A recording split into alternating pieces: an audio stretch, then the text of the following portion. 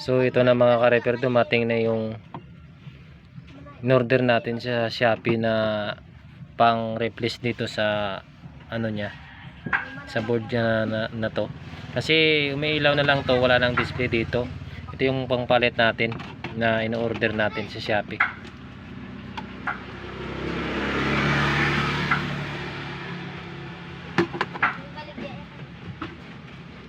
So try natin i-power switch mga ka-repair.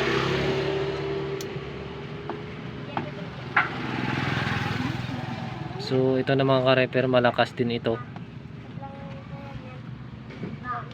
Wala tayong pampalit na ganito. Ang ginagawa natin dito, binubutasan na lang natin dito para dito siya ilagay. So kung bago ka pa lang sa aking channel, pag-subscribe naman sa aking channel at paki-click sa notification bell para updated kayo sa aking ginagawa.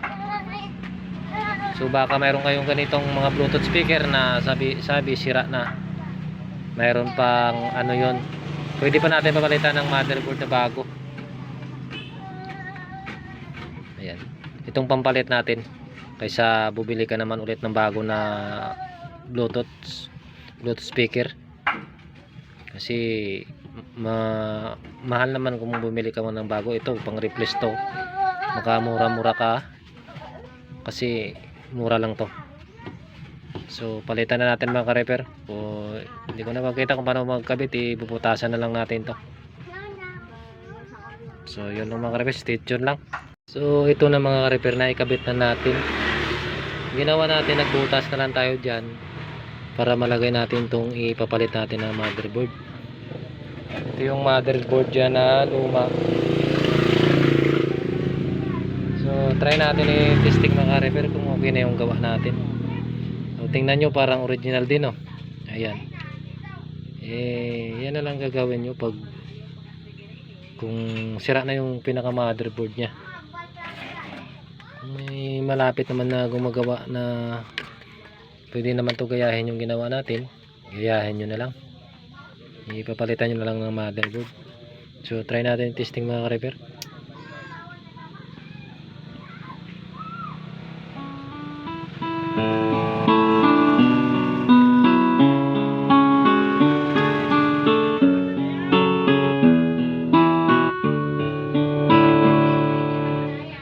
So okay na siya mga ka-repair. Ayos na yung gawa natin. Malakas din to mga ka-repair yung gawa natin. Ito yung motherboard, pero may isa pang klase nito na may bus 3 volts siya. Pero yung may bus 3 volt, 12 volts yun. Hindi katulad nito na 3.7, ready to use na. Katulad nito na 3.7 volt din yung supply nya, or 5 volts na ready to use na lang. Hindi katulad nung 12 volts na kailangan mo pa isaksak sa 220 or sa 12 volts. Bihira naman mayroon na ganito na 12 volts. Karamihan naman ng mga Bluetooth 3.7 volts or 5 volts yung supply nya. So try natin ulit.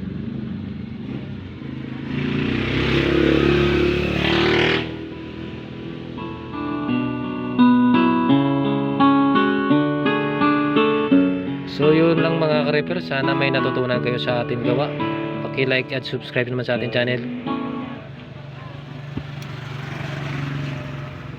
Maraming salamat sa panonood nyo.